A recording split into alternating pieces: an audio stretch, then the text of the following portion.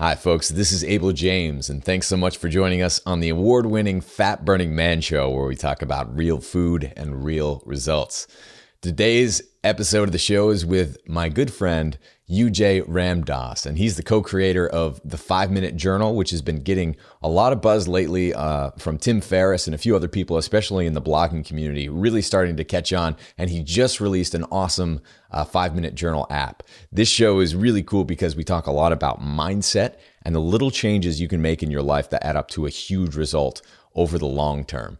So stay tuned for the show. In the meantime, a couple of quick announcements. The first one is really cool. I just got an email from someone who actually listens to the show inviting me to do a TED Talk out in the Bay Area next month about my nutrition and lifestyle program called The Wild Diet. So hopefully I'll be able to meet some more of you out there on the West Coast doing that talk. And if you can't join in person, then hopefully you'll be able to watch it virtually. So I just need to figure out exactly what I'm going to say in the time in between now and then. But of course, it's going to be loads of fun. Let's see. Also, we're just gearing up to launch my new online community, the Fat Burning Tribe. I'm really excited about this. So in the Fat Burning Tribe, we're going to have exclusive giveaways, live question and answer sessions with me, as well as special guests, as well as exclusive coaching sessions where I cover hot topics that you guys ask me through the website itself. We're setting up the back end pages right now and technology. I'm geeking out on that so we can handle all of that. And I'm going to be talking about how you can break through fat loss plateaus, cutting edge biohacks, how to cook the perfect fat burning meal for you and your family, and basically anything else that you guys ask me through the form on the website. So if you'd like to join the fun, you can go to fatburningtribe.com, or the easiest way to kind of get everything as well as the free course that comes through my blog, fatburningman.com, is just to go to fatburningman.com and enter your best email address into the opt-in box to sign up for my newsletter. And we have so many crazy cool announcements coming up that I wish I could tell you right now. But all I can say is go to fatburningman.com, enter your best email address into the opt-in box, and you'll have lots of goodies coming your way. All right, so the show with you, Jay. What are you going to learn? Well, you're going to learn how regularly practicing gratitude can improve your life, goal-setting secrets to master your mindset, how to hack your happiness set point. This one's really cool, and much, much more. All right, let's go hang out with you, Jay. All right, folks, I'm really excited to be here today with a good buddy of mine. His name is Ramdas, and he is the co-creator of the 5-Minute Journal and Intelligent Change, where he creates cool products that make people happier. UJ is a big fan of the wilderness, Eastern meditative practices, and a good old cup of tea. And actually, before we started recording this interview, I was so jealous of UJ's cup of tea that I took a break and ran upstairs and got my own. So cheers to UJ. Thank you so much for that. Cheers, Abel. This is a healthy habit. It feels good. Virtual tea with UJ. How's it going? So I'm really excited to have you on, UJ, because you have created one of my favorite tools in all of this world called the 5-Minute Journal. And it's been supported by Tim Ferriss, a lot of really cool people who are massively productive, really interesting, and achieve more than most people think was ever possible. And I know that this is one of the tools that's proven to science to absolutely do that. So can you tell a little bit about how you started this project and what it's turned out to be? Absolutely. Well, firstly, thanks for having me here. It's a real pleasure, and it was such a pleasure to cheers with you over a virtual cup of tea. Absolutely. So the journal started because I'm a fan of positive psychology and behavioral change, and I just geek out on this stuff. It's what I obsess about. It's what I think about. And I'd actually been doing a version of the 5-Minute Journal for several years, about 5-6 years. And I was taking a walk with a very good friend of mine, Alex Icon, who I believe we connected with. And he's got a background in e-commerce, and we talked about stuff we normally talk about: marketing, behavior, belief change, and things of that nature. And we were talking about our morning routines and our night routines. And he was interested in what I used to do every night before I go to bed. And it was a longer process. It was not 5 minutes. It was more like 15 or 20. Where I wrote 10 things that were good in the day, etc. And he said, this would be really great if we could systematize this and we could bring it to the world. I think that would be really, really good. And worst case scenario, we'll just use it for ourselves. Yeah. It's just a really cool tool to have for ourselves to do morning and night. And this was about less than a year ago, just about a year ago, that we launched it in May of last year. And it's been really good ever since.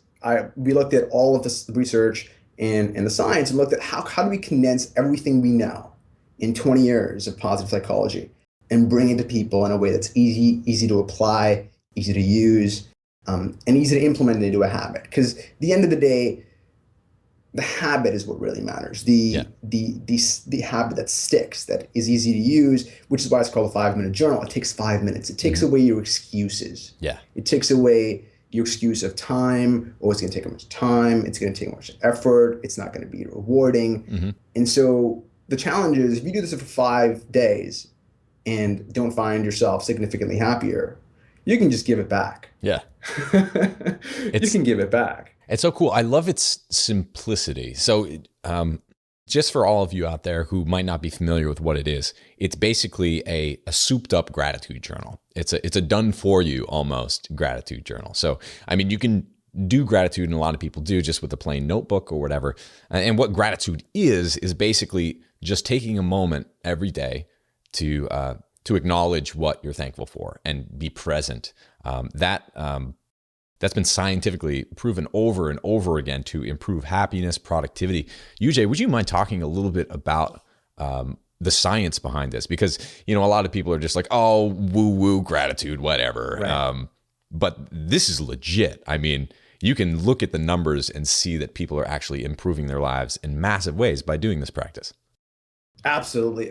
I think it's important to distinguish between the law of attraction gratitude and the gratitude and the research that's supported by real numbers. And nothing against the law of attraction crowd. It's just, I like numbers and I like figures and I like to touch and feel things.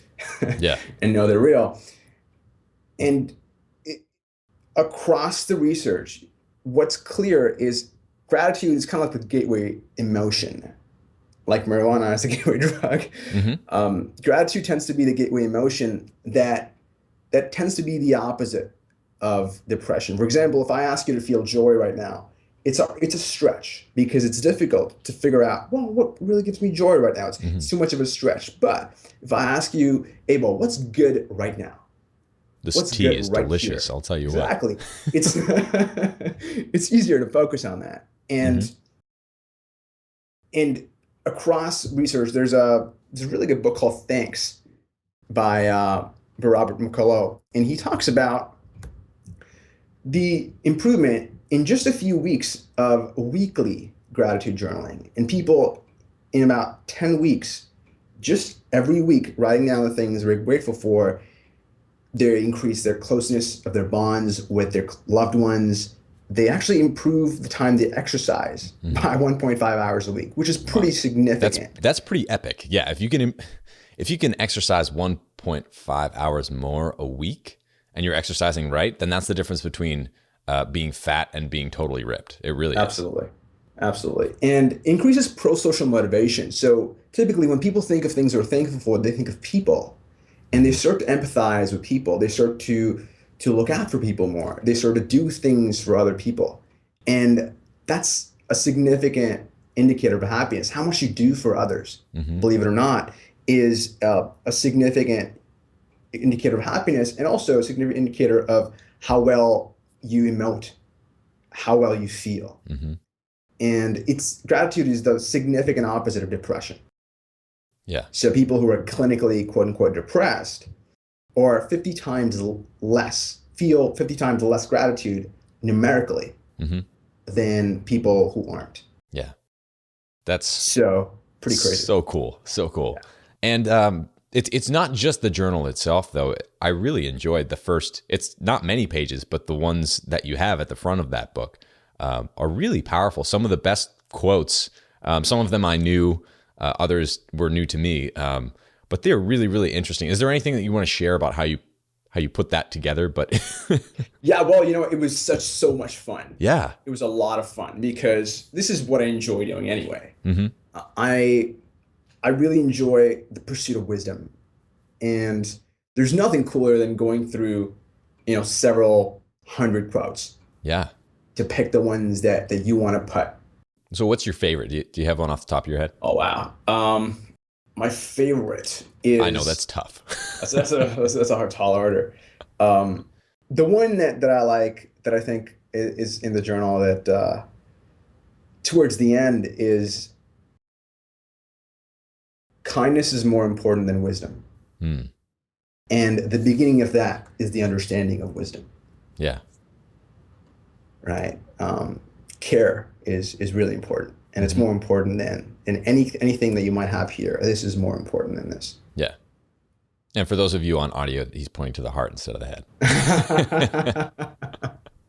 So as a general, I think that this is an incredible tool in the whole positive psychology movement. And we're going to loop back to why this is important for, fitness and fat loss and achievement and the rest of it. But what is positive psychology and why is it catching on so much these days?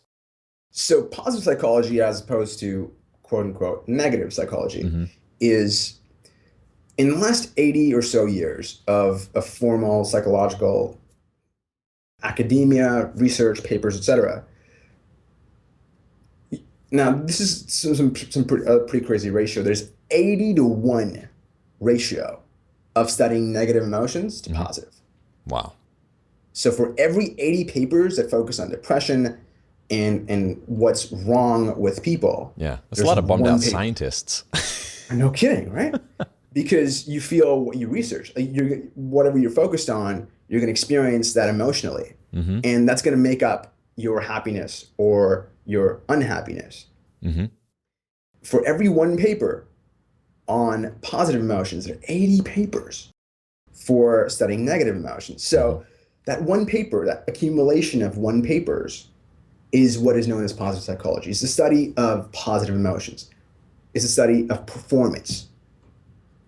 It's the study of people who are already doing well or modeling, as I'm sure you're aware of, modeling success as opposed to looking at what's wrong with people and how can we get them to zero. So a really good analogy is if you look at the continuum before the 80 papers focus on how to get people from a -10 to a 0. Mm-hmm. And the rest, the positive psychology focuses on how to get people from a 0 to a 10. See, that sounds way more fun to me. No kidding. And that's what we're looking to do with this show as well, is take people who thought that they were normal or the best that they could, and then boost it up to a higher level of performance and happiness. And there's a lot of science that shows that happier people simply achieve more. It doesn't matter if it's business or their bodies and their own health, or if it's high performance in athletics. All of this stuff really comes back to mental work at some point. And so one thing that you talk about is happiness set points and how you can actually hack those to a higher level. So can you talk about what that actually means and how people can start from one place of their happiness level and then boost that up to the next level so that they can just achieve more? Absolutely. So, when we talked about the 0 to a 10, actually, Abel and I know that 10 is actually like a magic number. It can be 15, it can be 20. It's negotiable, right? And a few hacks you can do that significant. First, what is a happiness set point? This is a really let's define that before we move on to the hacks. Yeah. And happiness set point is, according to science and research, they talk about how typically most people have a happiness set point, and they looked at people who won the lottery, Mm-hmm. and then people who just were diagnosed with a chronic illness, and they looked at the change in happiness. And what was found is over the course of a few years, they returned back to their previous levels of happiness that they expressed. On the first group who won the lottery, that a lot of people think would normally boost happiness significantly, and on the other group that were significantly ill and were diagnosed with this illness.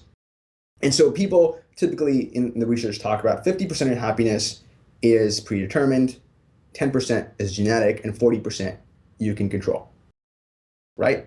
Yeah. Now, what's been found out through the research on positive psychology is that can be hacked. Yeah. It's a range, just like physical fitness, just like physical genetics, you can hack physical genetics, you can hack your neurology in very much the same way we hack our bodies. And one of the ways to do it is obviously gratitude journaling. Now, there's a really interesting exercise that I don't think I've ever talked about on a podcast before. Well, now you definitely have to. This is going to be pretty cool. Is this one-time exercise actually was a permanent booster in happiness and Really? in overall general well-being. And so this is pretty wild. This is what people they were asked to do. So a group of students were asked to write a letter of gratitude to somebody that they felt they hadn't expressed enough gratitude to. And they had to write it all out, and they had to finish when they felt like they expressed enough gratitude. And then they had to call this person up. They had to say, hey, I want to meet you. Nothing about the letter, nothing about what I want to tell you. I just want to meet you. I just want to see you, spend some time. When they meet in person, they were asked to read the letter out to this person in front of them. Yeah. And there's a really cool story that there's undergraduate psychology student, and he wrote this letter, but he was too embarrassed to tell his parents about the letter. He felt it was awkward. He felt it was he didn't want to express those feelings. Sure. And unfortunately, his sister died in a car accident. Wow. And when he returned home, he took the letter with him, and he thought that would be a good time to express the letter. And almost invariably, like it happens when he was reading the letter, the entire family started crying. Yeah. The entire family started crying, and they were stronger for it. They emotionally became open and honest and vulnerable to each other, and they became a stronger unit. Yeah. And that's what gratitude does. It brings people closer together, and that is the number one predictor of lifelong happiness. Yeah. Is the depth and the closness of your relationships. Yeah. And kindness. Kindness, to one yeah. another. Yeah. And that's really what it is. When you externalize gratitude, it kind of turns into kindness, doesn't it? Absolutely. Yeah. Absolutely. What a cool story. I really like that. I know. And so everybody who's listening, you can do this. If you have a little bit of courage, it can transform your happiness. And all of those students, they were tested 6 months later. It was like a 17% jump from their baseline happiness score. Wow. Which is insane. Yeah. From that exercise. One thing, nothing else. No Crazy. other change. Wow. So it's a very powerful exercise. It's going to take some courage. Sure. Because you've expressed something you've never expressed before, and you're opening up parts of you that you might not have shared with other people before. Yeah. But almost always it is so valuable to do that. And hopefully it doesn't take something unfortunate or a tragedy to make that happen. You can do it now. Yeah. And you can do little pieces of that every single day. So let's talk about morning rituals. I've talked about this on a bunch of other shows, but now I'm here with the master of morning rituals, the guy who actually made the tool that I use pretty much every day. What is the importance of a morning ritual, and what does it look like for you? So I really think the beginning and the end are really important. I love strategy, and I know, Abel, you're a fan of strategy yourself. Like, I just geek out on this stuff. This stuff is fun for me. And the beginning and the end can be game changers. Very early in the day, a lot of people make the decision whether it's going to be a good day or not a good day. And that's an unconscious decision. It happens automatically. It happens by rote. And sometimes I'll ask people, how do you know the day is going to be good? And they'll think about it. And they'll say, you know what, if I worked out in the morning, or they'll say, if I slept well. And if they systematize that, you can literally make every day a really good day. Yeah. And the end is just as important.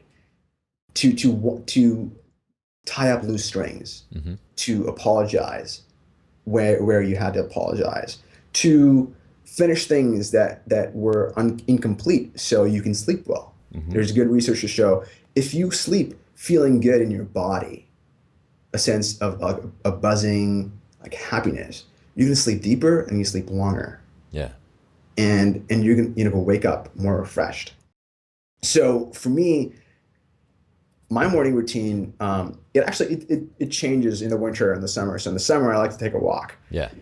I like to take a walk and When it's not -20 outside. exactly.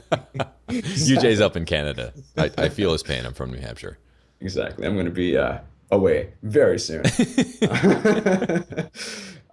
But when it's not -20 outside, Yeah. I like to take a walk and just appreciate all that is. I think it's really important to start the day without any tension and just feel and be present to everything around you. I do the 5-minute journal. I like to meditate in the mornings. Yeah. It really starts my day off well. And sometimes I'll do some degree of movement. So it could be some stretching, some yoga, some kettlebells, some like a 15 to 20-minute workout. And a part of the day I like to call intense realism, which I took from Robert Greene's book. Yeah. And I just like to focus on some intellectually challenging problem. I love solving problems, and just some problem that I want to solve. And it could be a business problem. It could be a problem that is just purely interesting to me. Yeah. And I'm just going to throw away the piece of paper after. But it's just to work out my intellectual muscles. Yeah. I love that. So I do that and then have breakfast. And typically there's a really good book called The One Thing that I like. So I like to tackle the one thing that I really have to get done in the day. And if I'm lucky, I can book off 2 to 3 hours for that. Yeah. And then as soon as that happens, then email, all that other stuff. All the stuff that ruins your day happens after that. But that's the coolest thing, right? Because like once you stack the deck with all that stuff that you wanted to do and needed to do for yourself to have a good day, then the rest is all gravy. It doesn't matter if you're, barraged by an inbox of 300 things of people who need something from you yesterday or whatever. You can withstand that because you've already had a great day. It's already done. Your work is done. That's so cool. There's another. Sorry, what's that? Stack the wins. Yeah. So you got a whole bunch of wins early in the day, and you're kind of on a high already. Yeah, absolutely. Sometimes literally if you're drinking coffee. Right. And then you also said that you round out the day doing that. What do you do at night? So at night, I like to just go through the day as I'm in bed and I have the journal in my hand. I just like to close my eyes and go over, okay, that was 24 hours. Yeah. What happened? Right. What happened? That was 24 hours and we have work to do, right? So for everybody hopefully has a plan, has a impact that they're looking to make, has a lack of a better word, a purpose, a reason to do the actions we do every day. And for me, it's just an evaluation of what happened. Yeah. A lot of people and this is kind of deep, but when they have a near-death experience, they report looking through their life. Yeah. All the pains and frustrations and all the things they wish they did. Well, what if they did that every night? So that they can spare themselves some regret. Yeah. So I like to do that just to say, okay, what went well, what didn't go so well, and how can I become a better person? Yeah. Very cool. And a lot of that is in the journal. It is, yeah. And it's an introspective activity. I really enjoy that because one of the most terrifying things about life is age does not correlate with wisdom. And it's terrifying if you're growing old, and all of us are growing old. Yeah. We're all moving forward in life. Sure. And the fact that you can go a year or two without growth is the scariest thing to me. Yeah. It's the scariest thing. It's petrifying. And which is why introspection is really important. It can save you years. Yeah. It can shave off years off your learning and your development. And for that, I am so grateful. Oh, that's so cool. That reminds me of a story when I was in high school. I was hanging out with one of my goofball friends, and he decided to go up to this one guy who he knew, who was like one of the oldest guys who he knew. His just face covered in wrinkles, like clearly had lived a hard life, had a voice like Tom Waits, just like all gravelly and beat up. And he asked the guy, and I'm standing there just like completely shocked. He asks this guy, what's it like to get old? And he was expecting the guy to say like, well, it's the worst thing ever. I feel like I'm going to die. What he actually said was, I love getting old. Getting old is so cool because every day I learn something new. And I'm not worried about the things that I was worried about when I was in my 20s and 30s and all the superficial nonsense and all the noise from everyone around me. I just love getting old because I feel like I'm getting closer to who I've always wanted to be. And I thought that was like the coolest thing ever. But that's clearly a decision that he made to think that way, right? Whether he knows it or not, that's something that either his subconscious was able to do, or maybe he used his conscious mind to somehow wrestle his subconscious into submission to think that positively by intentionally infusing his day with these sorts of habits. One of the other things that I think is really cool about 5-minute journal, just the practice of gratitude, is that you don't have to be totally freaked out at the beginning. Like if you're getting started with this sort of thing, you don't have to like block off 3 hours in the morning to meditate and then like another 2 at night to like write out your journal and like write all of these letters to people. You can really just piecemeal, start small. And one of the things that I do is I tend to do the 5-minute journal all in the morning. And I even scribble out some of the lines, the ones that like I wanted to replace with whatever else, like a different question sometimes. I'll put that in. And then at night, I may have even picked this up from your book, and I'm going to summarize a quote here. But basically, never send yourself to bed without asking a question of your subconscious. Do you remember who said that? Yeah. So Thomas Edison said, never go to bed without a request to your subconscious mind. Yeah. And that's brilliant. So often I found, actually when I started working in consulting, I found that a lot of my breakthroughs came in my dreams. And that's in large part because I'd send myself to bed with a problem. But now I try to do that like pretty much every night. Like it doesn't have to be a problem, but something that you're working through, like looking for your next path. What are you going to do that day? Your subconscious is so much smarter than you are. And you might as well use that time that you're in bed to come to your next breakthrough. Is there anything that you've asked of yourself recently, UJ, that the folks out there might find useful? Actually, I find right before I go to bed, I like to review my goals and review the person I want to be. Cool. And the things I want to do, and really get there's 2 aspects to gratitude and just to doing this. One is the cognitive aspect, is thinking about it. Yeah. And the other one is feeling about it. And both of them are equally important. Mm-hmm. Really, really important. And so I think about it and really get into that space, and I sleep in that space. Yeah. I like to rest, knowing that I'm resting in line with where I want to be. Yeah. And so if there's something really pressing on my mind, I'll ask the question, but my request is let my path continue. Yeah. Oh, very cool. So I'm curious, actually, what questions do you write in the journal? Because I'm curious. I would love to know. I love getting feedback on this. Yeah, totally. One thing that I really like to do in the morning is go through the good stuff that happened the day before, and go through a couple of things that I'm planning on doing in the next day.